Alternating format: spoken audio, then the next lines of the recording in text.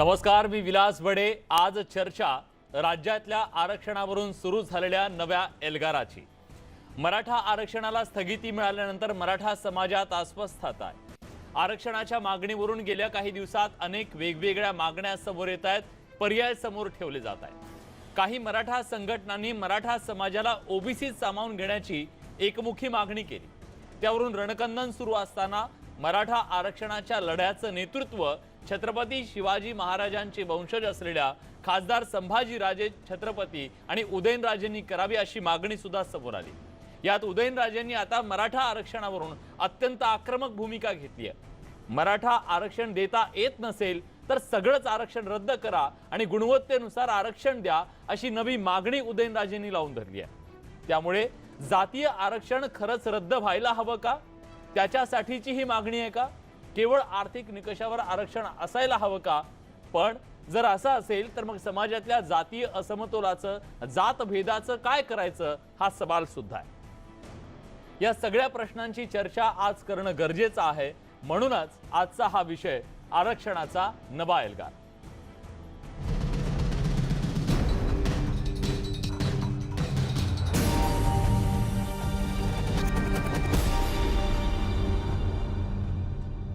आजच्या चर्चेमध्ये सहभागी होण्यासाठी आता आपल्या सोबत मान्यवर पाहुणे आहेत।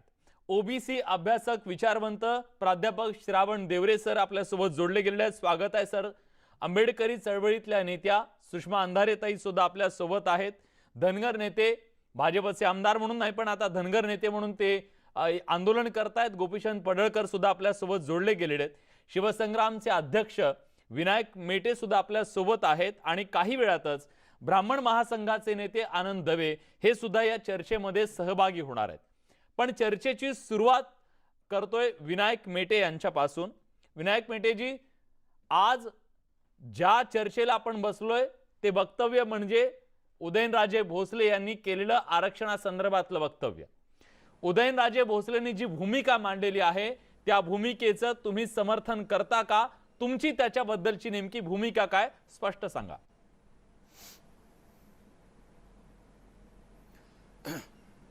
विलासराव, मुळामध्ये उदयनराजे महाराज यांनी जी काही वक्तव्य केलं त्याला वेगळ्या पद्धतीचा कलर देणं सध्या महाराष्ट्रामध्ये सुरू आहे। त्यांनी मी साताऱ्याला उदयनराजे महाराजांना 3 ऑक्टोबरला आम्ही मराठा चिंतन बैठक मंथन बैठक जी घेतोय पुण्यामध्ये, त्याचं निमंत्रण देण्याकरता मी गेलो होतो। तेव्हा आम्ही दोघं असताना सगळे पत्रकार मित्र तिथे आले आणि तिथं ह्या आरक्षणावरून प्रश्न त्यांनी विचारले। त्यामध्ये उदयन महाराज यांनी मराठा आरक्षण कशा पद्धतीनं आवश्यक आहे हे त्या ठिकाणी त्यांचं मत सांगितलं। आणि ते मत सांगत असताना मग काही विचारलं किंवा आर्थिक निकषावर जे सरकारनं EWSचं दिलंय त्याच्याबद्दल सुद्धा काही वाद प्रवाद, कुणाचे उलटे सुलटी मतं आहेत ते त्यामध्ये सुद्धा की बघा जे आरक्षणामध्ये येत नाही त्यांच्यासाठी केंद्राने जे आरक्षण दिलेलं ते योग्यच आहे काय, त्याबद्दल काहीच विषय नाही।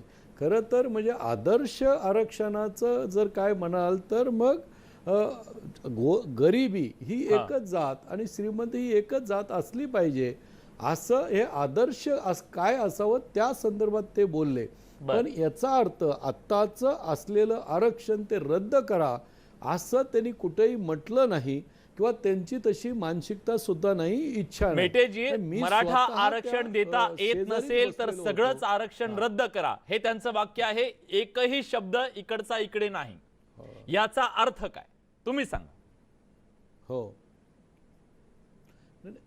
याचा अर्थ एवढाच आहे की जसं मराठा समाजामध्ये गोर गरीब माणसं आहेत आणि सुप्रीम कोर्टानं जेव्हा आता अंतरिम स्थगिती देत असताना सुद्धा महाराष्ट्रामधला मराठा समाज मागास नाही असं त्यांनी म्हटलेलं नाही। सुप्रीम कोर्टानं काय म्हटलंय की तशी अत्यंत आवश्यकता निर्माण झालेली आहे हे सरकार सिद्ध करू शकलेलं नाही।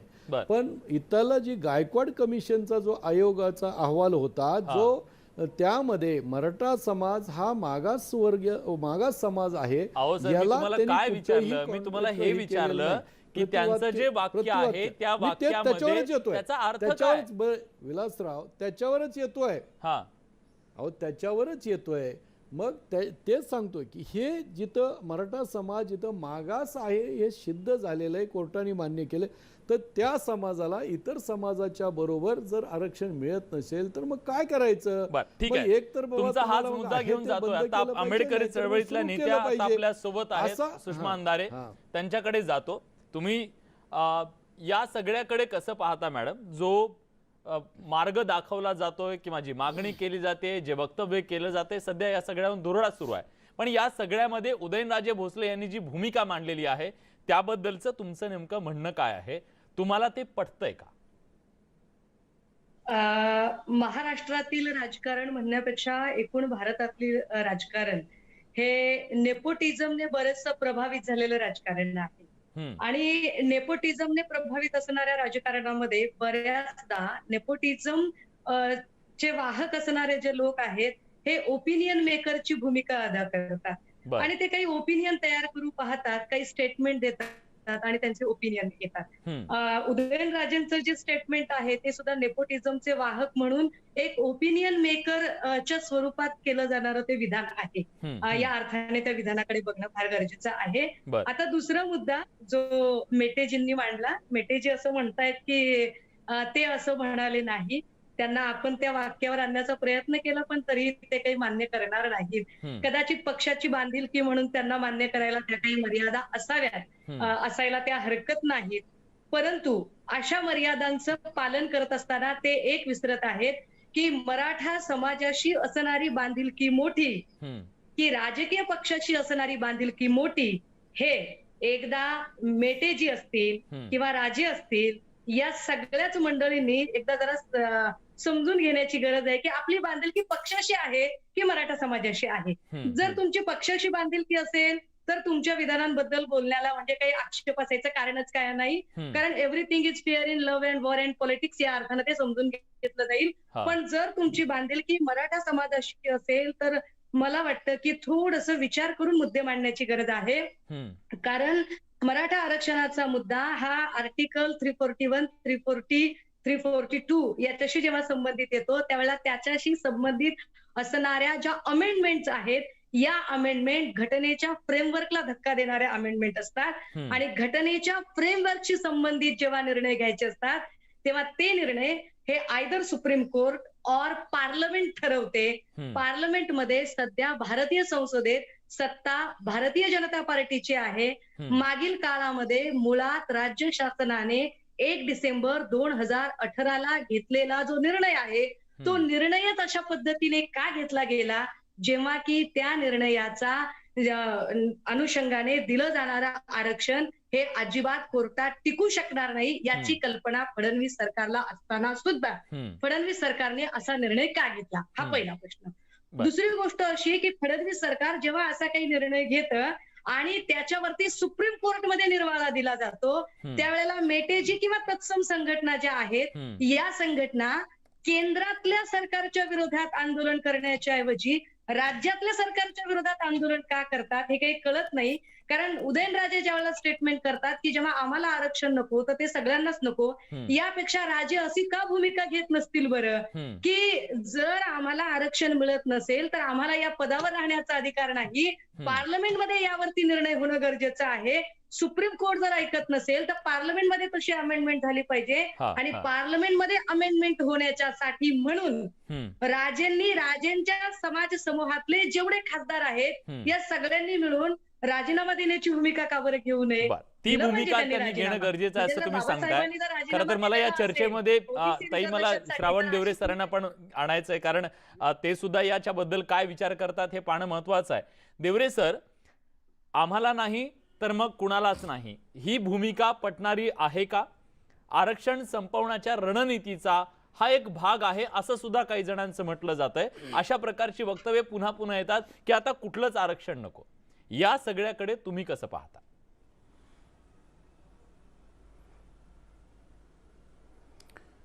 मला नाही मिळालं तर मी दुसऱ्यांनाही मिळू देणार नाही हे खरं म्हणजे जंगल राजचं लक्षण आहे.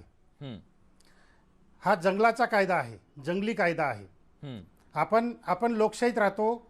गेल्या 75 वर्षापासून स्वातंत्र्य मिळालं. संविधान राज आहे, जंगल राज नाही. संविधान राजप्रमाणे SC ST OBC आणि आता पुन्हा EWS अशा पद्धतीने संविधान कायद्याने पार्लमेंटमध्ये मंजूर करून कायद्याने सगळ्यांना ते मिळतं आहे. आणि जर कोणी असं कोणी खरं म्हणजे हे अजूनही राजेशाहीमधून बाहेर येत नाही आहेत. खासदार उदयन भोसले असतील किंवा आणखी संभाजी भोसले असतील कोल्हापूरचे, हे त्यांना अजून लोकशाही म्हणजे काय माहीतच दिसत नाही. म्हणजे अजूनही ते राजेशाहीमध्ये जीवन जगत आहेत. लक्षात घ्या की महाराष्ट्राच्या 12 कोटी जनतेने उद्धव ठाकरे यांना राजे म्हणून निवडून दिलेलं आहे, मुख्यमंत्री म्हणून निवडून दिलेलं आहे. जर कोणाला काही अडचण असेल, काही प्रश्न असेल तर उद्धव ठाकरेंकडे गेलो पाहिजे, त्यांच्याकडे न्याय मागितला पाहिजे. ते खरे राजे आहेत उद्धव ठाकरे. आणि आणखीन त्याच्याही पलीकडे जर गेलं तर शरद पवार साहेब हे आमचे राजे आहेत, कारण ते लोकशाहीमधून मतपेटीतून निवडून आलेले राजे आहेत. अगदी खूपच काय झालं तर मराठा आरक्षणाच्या बाबतीत काही प्रॉब्लेम असतील तर अशोक चव्हाण साहेब आहेत, ते अधिकृतपणे ते अध्यक्ष आहेत त्या समितीचे आणि जनतेतून निवडून आलेले राजे आहेत ते. तर हे खरेखुरे राजे सोडून दिले आणि तुम्ही भलत्याच लोकांना राजे म्हणून पुढे आणतायत. आपण लोकशाहीमध्ये राहतो याचं भान सगळ्यांनी बाळगलं पाहिजे. आणि जंगल राज नाही तर संविधान राज आहे हे आपण लक्षात घेतलं पाहिजे. मला मिळालं नाही तर मी कोणालाच मिळू देणार नाही, अशा पद्धतीचं जंगल राज आता इथे चालणार नाही. इथं संविधान राज आहे. आणि जे संविधान जे बनवलं आहे ते काही कोणा सौम्यगोम्य माणसाने बनवलेलं नाही आहे. भारतरत्न नाही, विश्वरत्न असलेले डॉक्टर बाबासाहेब आंबेडकर, की जे भारतामध्ये एवढा मोठा विद्वान अजून निर्माण झाला नाही, अशा विद्वान माणसाने भारतीय संविधान बनवलेलं आहे. आणि त्या संविधानाचं हे राज आता आपल्या देशामध्ये चालू आहे. तेव्हा जनतेतून न निवडून आलेले किंवा जनतेने ज्यांना पाडलेलं आहे, वारंवार पाडलेलं आहे जनतेने, अशा लोकांना पुढे करून संविधानाच्या संदर्भात संभ्रम निर्माण केला जाऊ नये अशी माझी विनंती आहे. ठीक आहे, खूप महत्त्वाचं तुम्ही विधान केलेलं आहे. पण मला या चर्चेमध्ये आता खरं तर गोपीचंद पडळकर यांना घेऊन यायचंय. त्याचं कारण वेगळं आहे. गोपीचंद पडळकरजी, तुमच्या मताला महत्त्व याच्यासाठी आहे, काल तुम्ही आरक्षणाच्या मागणीसाठी रस्त्यावर उतरला होतात. धनगर समाजाला वेगळ्या प्रकारचं याच्यामधलं आरक्षण पाहिजे म्हणून तुम्ही आज रस्त्यावर उतरलेला होतात. आरक्षणाची तुमची मागणी आहे. मग तुमच्याच पक्षाचे एक खासदार आज जर अशा प्रकारची मागणी करत असतील तर तुम्ही त्या मागणीला समर्थन करता का? भाजपची याच्याबद्दलची भूमिका नेमकी काय आहे? भाजपचं सुद्धा हेच म्हणणं आहे का? हे बघा, आरक्षण ही फार महत्त्वाची प्रक्रिया आहे. आणि आरक्षण आपण कुणासाठी केलंय की ज्या लोकांना शैक्षणिक, सामाजिक, राजकीय नेतृत्व मिळालेलं नाही, गावकुसाबाहेरची माणसं आहेत, ज्यांना जमीन नाही, जागा नाही, ज्यांचा आर्थिक स्तर उंचावलेला नाही, अशा लोकांच्यासाठी आरक्षण आहे. आणि त्यामुळं आजही आपल्या देशामध्ये अनेक समूह असे आहेत की ते या सगळ्या प्रक्रियेपासून कोसो दूर आहेत. त्यामुळं आरक्षण प्रक्रियेला विरोध असायचं भारतीय जनता पार्टीचं कारण नाही. मी धनगर समाजाला आरक्षण मागतोय, आमची अंमलबजावणी करा म्हणतोय. त्यामुळं आरक्षण प्रक्रियेला भारतीय जनता पार्टीचा विरोध नाही. उदयनराजे हे छत्रपती शिवाजी महाराजांचे 13वे वंशज आहेत. त्यांचं एक वेगळं सामाजिक स्थान आहे. त्यांचं एक अनेक वेळा आपण बघितलं की ते त्यांची मतं मांडतात. त्यामुळं उदयनराजेंनी मराठा समाजाला जे आरक्षण राज्य सरकारनं दिलं होतं ते सुप्रीम कोर्टामध्ये त्याला स्टे मिळाला. त्यामुळं एका उद्विग्नेतून त्यांनी ते स्टेटमेंट केलं असावं. भारतीय जनता पार्टी आरक्षणाच्या बाजून आहे, कारण मराठा आरक्षणाची जी सगळी प्रक्रिया झाली ती भारतीय जनता पार्टीचं सरकार असताना माननीय देवेंद्रजी तेव्हा तत्कालीन मुख्यमंत्री होते, त्यांनी ते केले. पण तुम्ही हे मान्य करता की त्यांनी जर अशा प्रकारचं वक्तव्य केलेलं असेल तर ते समाजहिताच्या नाहीये? नाही नाही नाही, समाजामध्ये कसलाही कुठलाही गैरमेळ होऊ नये, गोंधळ होऊ नये, अशा पद्धतीची आमची भूमिका आहे. त्यामुळं मराठा समाजाच्या सर्वसामान्य गोरगरीब माणसांना जे पूर्वी त्यांची परिस्थिती चांगली होती, जमिनी होती, आज लोकसंख्या वाढली, जमिनीचे तुकडे झाले आणि प्रचंड गरिबी लोकांच्या मध्ये आहे. त्यामुळं या समाजाला आरक्षण मिळालं पाहिजे, हीच भारतीय जनता पार्टीची भूमिका आहे. खरं तर या सगळ्यामध्ये मुद्दा वारंवार मांडला जातो. वेगवेगळे चेहरे आहेत, त्या चेहऱ्यांच्या माध्यमातून एक मागणी केली जाते की या देशामध्ये आता आरक्षणाचं स्थान नाही. आता खऱ्या अर्थानं हे सगळं आर्थिक निकषावर तरी आणा किंवा मग सगळंच आरक्षण काढून टाका. यावेळेसचा चेहरा उदयनराजे आहेत, पण ही मागणी काही नवी नाहीये. पण या सगळ्यामध्ये आनंद दवे ब्राह्मण महासंघाचे नेते आहेत, त्यांची भूमिका काय आहे, का त्यांना आरक्षण नको आहे, जातीवर आधारित, त्याबद्दलची चर्चा ब्रेकच्या नंतर कारण आपल्यासोबत आनंद दवे असते. पुढे जाऊ नका, पहा फक्त न्यूज 18 लोकमत.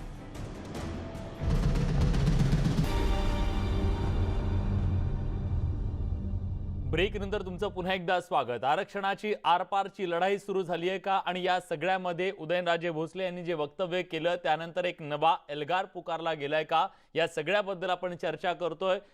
महाराष्ट्रातल्या आरक्षणाच्या विषयाच्या संदर्भातले सगळे मान्यवर पाहुणे आपल्यासोबत अभ्यासक आता आहेत आणि या सगळ्यामध्ये आनंद दवे ब्राह्मण महासंघाची भूमिका किंवा एक वेगळी भूमिका मांडण्यासाठी आता आपल्यासोबत आहेत. आनंदजी, स्वागत आहे तुमचं. तुम्ही उदयनराजे भोसले यांनी मांडलेल्या भूमिकेचं कौतुक केलंय, त्याचं स्वागत केलंय. काय तुम्हाला नेमकं म्हणायचं आहे? का तुमचा आरक्षणाला विरोध आहे? उदयनराजे यांच्या भूमिकेचं आम्ही मनापासून स्वागत करतो. जर देवरे साहेबांच्या भाषेत सांगायचं असेल आत्ताच्या तर एक राजा राजासारखा वागला आहे असं आमचं स्पष्ट मत आहे. आणि याचं कारण आहे, तुम्हाला थोडंसं मी बॅकग्राऊंडला घेऊन जातो. आज जी उदयनराजे भूमिका मांडत आहेत ती ही महाराष्ट्रामध्ये पहिल्यांदा आलेली नाहीये. एक 7-8-10 वर्ष आधी प्रत्येक मराठा समाजाचा नेता हीच भूमिका मांडत होता की आरक्षण हे केवळ आणि केवळ आर्थिक असावं, जातीय आरक्षण रद्द करा. पण एका लिमिट पर्यंत आल्यानंतर जेव्हा त्यांच्या लक्षात आलं की हे होणं शक्य दिसत नाहीये, तेव्हा जर त्यांचं काढता येत नसेल तर आम्हाला सुद्धा द्या अशा भूमिकेनंतर मग मोर्चा, मेळावे, मग ओबीसी होणं, मी असं स्पष्ट म्हणतो की ओबीसी करण्यात आलं. आधीच त्यांना टार्गेट दिलेलं होतं आयोगाला की असं असं करा. त्या हिशोबाने आयोगाने तो ठराव मांडला गेला आणि ओबीसी मराठ्यांनी ओबीसी होण्यानंतर आरक्षण येणं, जे आरक्षण कोर्टात टिकणार नाही हे महाराष्ट्रातल्या थोडासा अभ्यासक असलेल्या कोणत्याही समाजाच्या कोणत्याही नेत्याला माहिती होतं, तरी सुद्धा ते आरक्षण देण्याचा घाट घातला गेला आणि आता त्याचे सगळे परिणाम आपण भोगतो आहोत. मला एकदा स्पष्ट अजूनही विनंती संपूर्ण महाराष्ट्रातल्या सर्व जातीच्या नेत्यांना इथे उपस्थित आहेत की खरंच आरक्षण हे जातीवरचं रद्द करा, आर्थिक ठेवा. याच्या पुढे भविष्यामध्ये तेच चालणार आहे. आर्थिक आणि फक्त आर्थिक आरक्षणच तुमच्या समाजाला आणि जातीला न्याय देऊ शकतो. आरक्षणाचा फायदा गरिबांना थोडंसं सक्सेस यशस्वी होण्यासाठी होता, जातीवर नेण्यासाठी आरक्षण नव्हतं, लोकांवर येण्यासाठी आरक्षण होतं. व्याख्या काय ते एकदा अभ्यासून घ्या आणि समजून घ्या हे आरक्षण कशासाठी आहे ते. आरक्षणाची व्याख्या देताना सरळ तुम्ही मध्ये बोललात म्हणून घोळ झाला. आरक्षणाचा पर्पज तोच होता की गरिबांनी वर यायचे, जातींनी वर यायचं. गरिबी निर्मूलनाचा कार्यक्रम होता का? दवेजी, तुम्हाला आरक्षणाची व्याख्या एकदा समजून घेण्याची आणि अभ्यास करण्याची गरज आहे. मुळात उदयनराजेंनी मांडलेली भूमिका ही भारतीय जनता पार्टीचे खासदार म्हणून मांडलेली भूमिका आणि आनंद दवे हे ब्राह्मण महासभेचे पदाधिकारी. ब्राह्मण महासभा आणि भारतीय जनता पार्टी यांचं साठी वेगळं सांगायची गरज नाहीये की ओपिनियन मेकर जे मी सुरुवातीला भाजपचं काय आहे, आमचं सेनेचं काय आहे, ओपिनियन तयार करण्याची जी पद्धत आहे ती पद्धत बंद करा. मला सांगा, आरक्षणाचा नेमका हेतू काय ते जरा समजून घ्या. आरक्षण हा काही कुठल्या आरक्षण हा सामाजिक खानावळीतला मेनू नव्हे. आरक्षण हा खानावळीचा मेनू नव्हे की तुम्ही रेशनिंगच्या कार्डवर आरक्षण द्या, अजिबात नाही. आरक्षण पीपल सोशली एक्सक्लुडेड पीपल, जे लोक सामाजिकदृष्ट्या बहिष्कृत आहेत अशा लोकांना येतो तुमच्याकडे. आरक्षण हा सुषमाताई, आनंद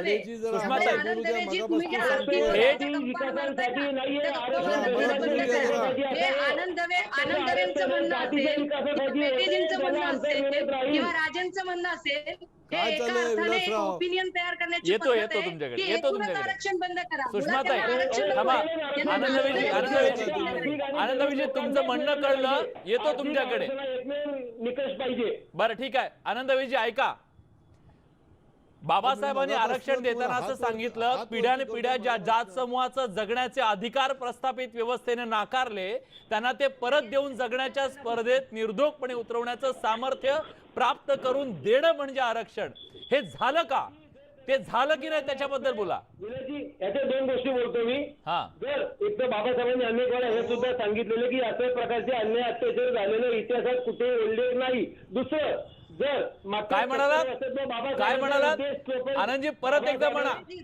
बाबा ते बोलू तर द्या मला. बाबासाहेबांचा उद्देश मागच्या 70 वर्ष सफल झाला का याच्यासाठी सरकारनं सर्वात पहिली कमिटी नेमावी. बाबासाहेबांचं जे म्हणणं होतं की जाती त्या समाजाला त्या जाती वर याव्या, तसं झालं का? आरक्षणाचा फायदा झाला का?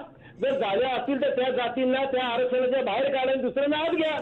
जर झाले नसतील तर आरक्षण अपयशी ठरलेलं आहे हे मोठ्या मानाने मान्य करायला पाहिजे. आरक्षण फक्त आर्थिक निकषांवरच असावं हे ब्राह्मण महासंघाची गेल्या 10-15 वर्षापासूनची स्पष्ट आणि सरळ भूमिका आहे, जी आज जवळजवळ सर्व नेते मान्य मग करतात. आनंदवेजी आर्थिक निकषावरच्या आरक्षणाचं तुम्ही समर्थन केलं होतं, हो बरोबर? तेच म्हणतोय, आरक्षण हे फक्त आर्थिक निकषांवरच असावं. बर, ठीक आहे. मी श्रावण देवरे सरांकडे जातोय. देवरे सर, जी भूमिका मांडली जाते की आरक्षणाचं हे अपयश आहे, कुठल्याही जातीला त्याचा फायदा झाला नाही, अशा प्रकारची मांडणी केली जाते, ही मांडणी पटणारी आहे का? आणि सरळ सरळ आरक्षणाचा आतापर्यंत किती फायदा झाला त्याची सुद्धा कुठेतरी तपासणी होणं गरजेचं आहे, अशी मागणी केली जाते.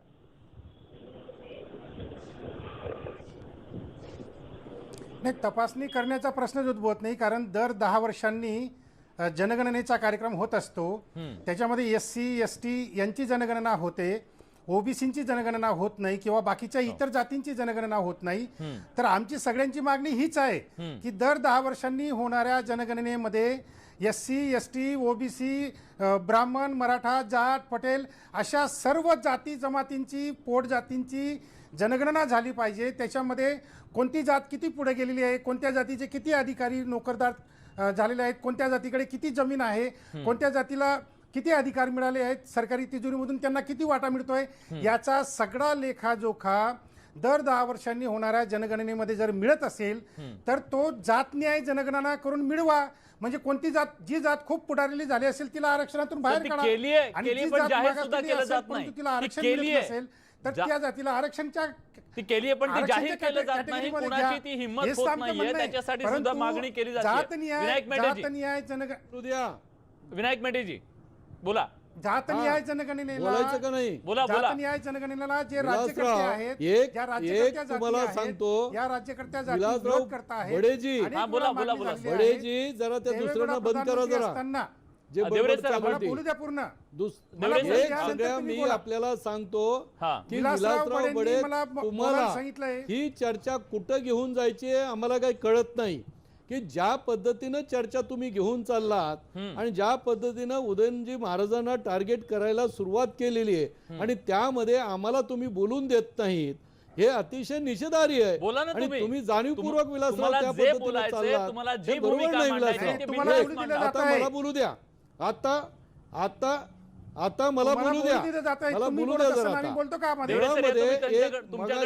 सांगितलं अहो या एक तुम्हाला सांगतो की मुळामध्ये मगाशी काही मंडळी म्हणाले की मी असेल, उदयनजी महाराज असेल, ही पक्षाची भूमिका मांडतात, मराठा समाजाची नाही. आम्ही क्लिअर कट सांगतोय की मी असेल, उदयनजी महाराज असतील किंवा अन्य कोणी असेल, हे समाजाचीच भूमिका मांडतोय, पक्ष म्हणून यामध्ये काही संबंध नाही. त्यामुळं विनाकारण मध्ये त्याच्यामध्ये ही करू नये, आंतरविरोध आपण सगळ्यांनी कोणी निर्माण करू नये.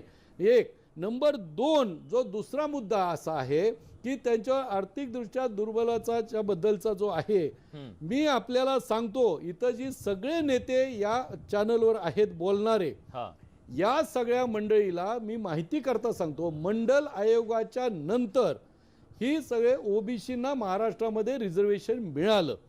पण त्याच्या अगोदर जेव्हा अण्णासाहेब पाटील स्वर्गीय यांनी मोर्चा काढला 1982ला, तेव्हा मागणी होती की आर्थिकदृष्ट्या दुर्बल घटकांना तुम्ही रिझर्वेशन द्या.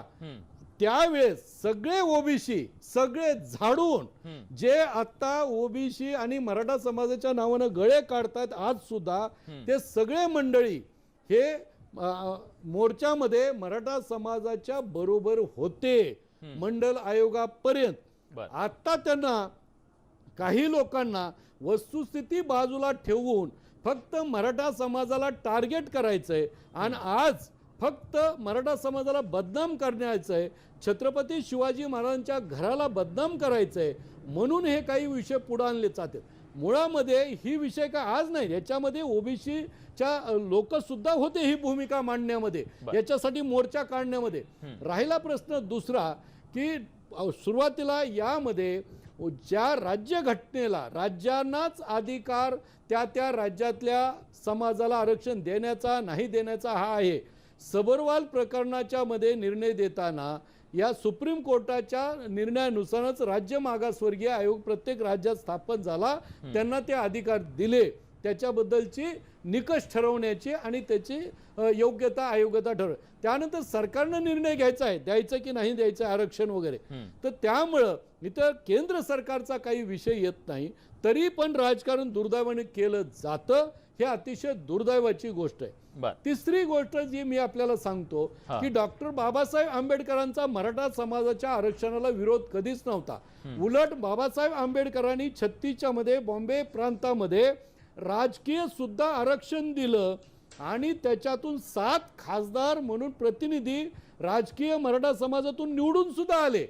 त्यामुळे शिंदे साहेब जे आपले समाज सुधारक होते तेही त्याच्यातून निवडून आलेले आहेत. हा सगळा इतिहास सगळ्यांना ज्याला ज्याला अभ्यास आहे, आता आपल्यामधल्या काही लोकांना अभ्यास नाहीये त्यामुळे ते काही उठसूट उपटसूमपणाने बोलतायत. पण बाबासाहेब आंबेडकरांनी जेव्हा हे केलं, रिझर्वेशनची मागणी केली, मेटे साहेब तुमचा अभ्यास नाहीये, आरक्षण लागू केलं, त्याच्यामध्ये अहो तुम्हाला तर काही कळतच नाही हो. आणि तुम्हाला या निमित्तानं मी एक सांगतो, ज्याला कुणाला काही मला काही कळत नाही, तुम्हाला फार कळतं. मर्यादेमध्ये तुम्ही ज्या अण्णा पाटलांबद्दल सांगताय त्या अण्णा पाटलांनी मंडल आयोगाच्या विरोधात मोर्चे काढलेले आहेत. शिवाजी महाराजांच्या बद्दल किंवा उदयन महाराजांच्या बद्दल बोलताना जीभ घसरू देऊ नये, त्या वाईट शब्द वापरू नये. त्यांनी त्यांच्या जे काय आपलं मत व्यक्त करायचं असेल तर जरूर करण्याचा अधिकार आहे, पण कोणत्याही परिस्थितीत अवमान होणार नाही याची काळजी त्यांनी घेतली पाहिजे. याच्यामध्ये जर त्यांची भूमिका मांडलेली आहे मेटेजी, तुम्ही मुद्दा मांडा त्यांच्या भूमिकेबद्दल, त्यांचे समर्थक सुद्धा आहेत, तुम्ही त्याचे समर्थन करताय, आता दवे आपल्यासोबत समर्थन करतायत. दोन्ही बाजू आहेत ना, आरक्षणाच्या वेगवेगळ्या बाजू मांडून घेण्याचा प्रयत्न आपण करतोय, वेगवेगळे मुद्दे आहेत ना त्याच्यातले समोर येत आहेत. ते जे बघा मुद्द्यावर तुम्ही बोला, मुद्द्यावर बोला, प्रत्येक मुद्द्याचं कायदेशीरपणानं. ठीक आहे ही चर्चा सुरू ठेवूया. एक छोटासा ब्रेक घेतोय, ब्रेक घेऊन लगेच परत येतोय. ही चर्चा अशीच सुरू ठेवायची आहे. आणि आता मराठा समाजाला केवळ ते जातीत जन्माला आले म्हणून त्यांची जर आर्थिक परिस्थिती नसेल चांगली, त्यांना जर नाकारलं जात असेल, त्यांना जर आता वाटत असेल की आपल्याला तोटा होतोय या सगळ्याचा, आपलं नुकसान होतंय, मग त्यांनी जर आरक्षणाची मागणी केली असेल तर चुकलं काय, या सगळ्याची चर्चा सुद्धा ब्रेक नंतर. कुठे जाऊ नका, पहा फक्त न्यूज 18 लोक.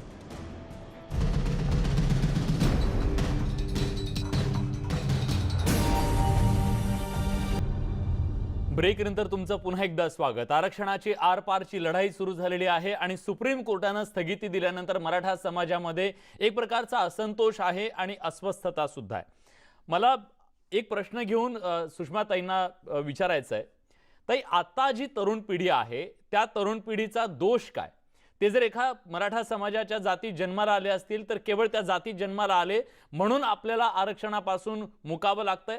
आपल्याकडे मार्क आहेत पण आपल्याला संधी मिळत नाहीये, आपल्याकडे मार्क आहेत पण ऍडमिशन मिळत नाहीये, नोकरी मिळत नाहीये. यातून जी अस्वस्थता निर्माण झालेली आहे त्या अस्वस्थतेचं उत्तर काय? मराठा समाजाला मुळात आरक्षण मिळू नये अशी भूमिका कुणाची असण्याचं काही कारण नाही. मराठा समाजाला आरक्षण मिळावं की कुणीच त्याला विरोध करायचं काही कारण नाही.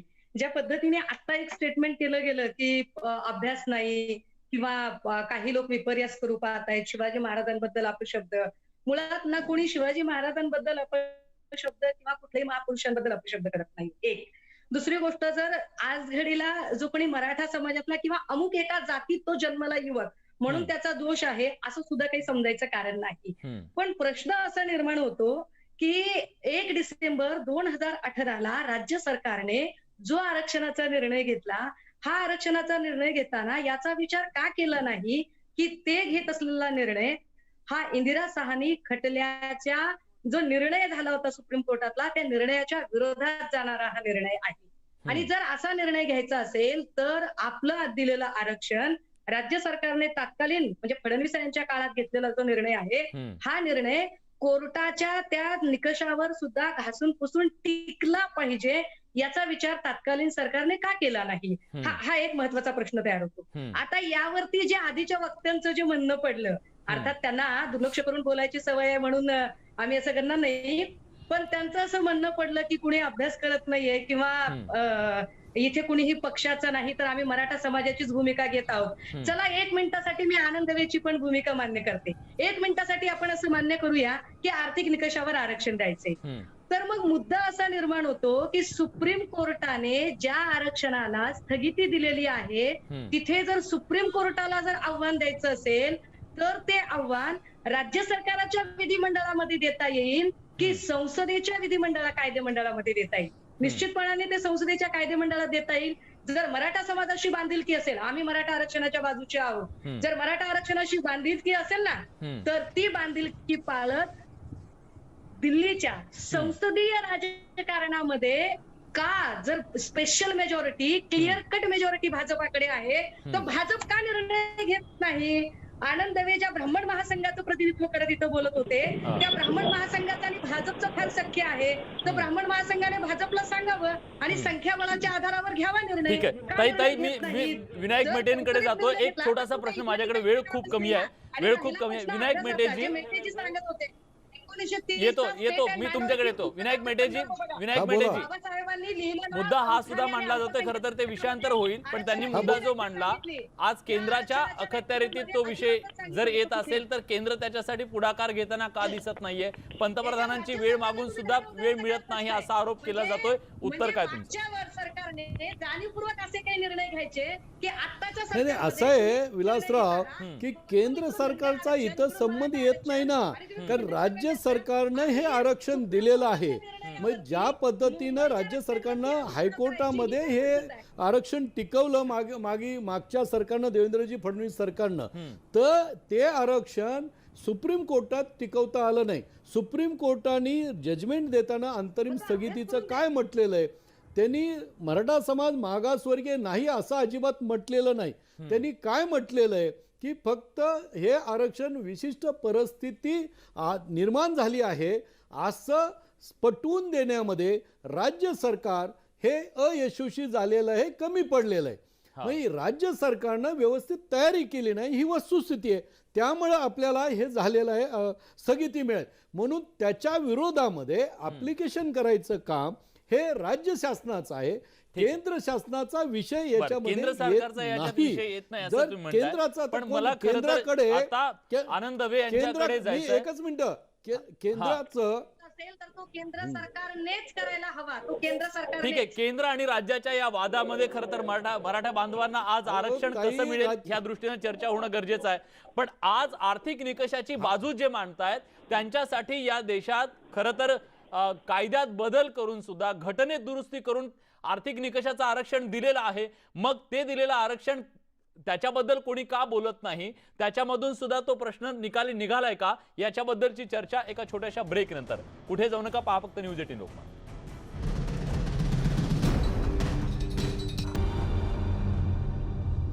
ब्रेक नंतर तुमचं पुन्हा एकदा स्वागत. आरक्षणाचा नवा एल्गार या चर्चेमध्ये आता आपल्यासोबत आनंद दवे आहेत. मी थेट त्यांच्याकडे जातो. वेळ खूप कमी आहे आनंद दवेजी, पण प्रश्न हा आहे की एका बाजूला जे उच्चवर्णीय जाती असतील त्यांच्यातल्या गरिबांना आर्थिक निकषावरचं ईडब्ल्यूएसचं आरक्षण दिलं. दुसऱ्या बाजूला आजही ज्या देशामध्ये राष्ट्रपती दलित आहेत म्हणून त्यांना मंदिरात जाण्याचा अधिकार नाकारला जातो, तिथं जातीवरचं आरक्षण का नाकारलं जावं? ती सुद्धा गरज नाही का? नाही, मुळात असं आहे ना की आम्ही तरी उच्चवर्णीय निचवर्णीय असं काही मानतच नाही. सर्वात प्रथम जर राष्ट्रपतींना दलित पण ह्या समाजातलं वास्तव कसं नाकारणार सर? अतिशय नाही, 100% काही ठिकाणी अशा गोष्टी घडत असतील पण अन्य नाही. लाखो मंदिरांमध्ये दलित लोक आज जातात सुद्धा आहे ना, ते सुद्धा मी लक्ष ठेवा. मुद्दाहून प्रसिद्धीसाठी जर कोणी राष्ट्रपतींना विरोध केला असेल तर आम्ही आता सुद्धा इथून त्यांचा निषेध करतो. 70 वर्षात आरक्षणानं काय साधलं हा प्रश्न विचारताना 70 वर्षात राष्ट्रपतींबद्दल सुद्धा भूमिका बदलली नाही हे पण कधी विचारणार की नाही? नाही, व्यक्ती सापेक्ष असतं. मी आता तेच म्हणले की कोणीतरी प्रसिद्धीसाठी करत असेल तर आम्ही त्यांचा आता इथं सुद्धा विरोध करतो. सर्वात महत्वाचं असं आहे की तुम्ही आता जे सुषमाने म्हणत होते राज्यघटनेला वगैरे, पहिल्या राज्यघटनेमध्ये उल्लेखच नव्हता आरक्षणाच्या शिक्षणाच्या. 51 साली दुराराज प्रकरणानंतर तो उल्लेख झालेला आहे. आतापर्यंत 150 वेळा राज्यघटना बदलली गेली, अनेक वेळा सुप्रीम कोर्टाचा निकाल मग त्याच राज्यघटनेत बदल करून खरं तर केलं ना, आर्थिक निकषावरचं आरक्षण दिलं ना. विलाजी लक्षात घ्या, इंदिरा साहनीच्या प्रकरणामध्ये 9 पैकी 8 जजेस जेव्हा सांगतात की नोकरीतलं प्रमोशन नको जातीवादी, तरी सुद्धा ते नाकारून तसा कायदा करण्यात आला. तेव्हा रस्त्याचा अपमान झाला नाही का? ठीक आहे, श्रावण देवरे, शेवटची कमेंट. माझा वेळ संपलाय सर, माफ करा. खरं तर ही चर्चा 2 तास नाही 3 तास चालेल. देवरे सर, शेवटची कमेंट. बघा, राम मंदिर, वेळ संपला. राम मंदिराच्या भूमिपूजनामध्ये सुद्धा राष्ट्रपतीला घेतलं नाही, कारण ते दलित आहेत म्हणून घेतलं नाही. हे लक्षात घ्या. आणि तुम्ही जे काही म्हणतायत आर्थिक निकष गरीब वगैरे, मला एक सांगा की लाखो एकर जमीन क्षत्रिय जातीयांच्या ताब्यात आहेत. त्या जमिनी काढून त्याच जातीमधल्या गरिबांना वाटा. उदाहरण म्हणून सांगतो, उदयन भोसलेंकडे जमीन आहे. आनंद विजय, मी तुम्हाला थांबवतोय, माफ करा, वेळ संपला. भोसलेंकडे 35,000 एकर वेळेचं जमीन बंधन आहे. आहे. ती मराठा समाजातल्या भारतीय जनता पार्टीला उगाच विनाकारण कुणीतरी टार्गेट करण्याचा प्रयत्न करू नये. 35,000 एकर एससी आणि एसटीच्या आरक्षणाची मुदतवाढ 8 जानेवारी 2020 ला या संसदेनं वाढवून दिलेली आहे. त्यामुळे आरक्षणाच्या विरोधात भाजप आहे असं कुणी म्हणायचं कारण नाही. महाराष्ट्र सरकारनं मराठा समाजाला आरक्षण दिलेलं आहे त्यांच्या राज्य सरकारच्या अधिकाराखाली, आणि त्यामुळं तुम्ही केंद्राकडे कुणी बोट दाखवायचं कारण नाही. भारतीय जनता पार्टीची भूमिका आहे की गरीब मराठा समाज आहे, त्यांना आरक्षण मिळालं पाहिजे. त्यामुळं त्याची चर्चा दुसरीकडे भरकटवायचं कारण नाही. गरज लागणार नाही. 35,000 एकर जमीन काहीतरी चर्चा मराठा समाजाच्या हिताची चर्चा करा, त्यामध्ये काहीतरी त्याला वेगळं या चर्चेच्या अनुषंगाने आपल्याला खरं तर याच मुद्द्याला हात घालायचा होता की आज समाजामध्ये आरक्षणाची गरज आजही आहे. हे काही मान्यवरांनी स्पष्टपणे सांगितलं की समाजात जाती आधारित आरक्षणाची गरज आहे. दुसऱ्या बाजूला ज्या समाजांना जातीचं आरक्षण मिळालेलं नाही त्यातल्या गरिबांना सुद्धा आरक्षण मिळायला हवं, ही भूमिका सुद्धा मांडली जाते. पण यातला सुवर्ण मध्य काढून खरं तर प्रत्येक जाती जी आहेत त्यांच्यावर कुणावर अन्याय होऊ नये याची भूमिका सुद्धा सगळ्यांनी घेणं गरजेचं आहे. आजच्या या चर्चेमध्ये आपण सगळेजण आलात. वेळेअभावी मला फार वेळ देता आला नाही सगळ्यांना, त्याबद्दल मी दिलगिरी व्यक्त करतो. पण आज या चर्चेमध्ये आपण इथेच थांबतोय. धन्यवाद.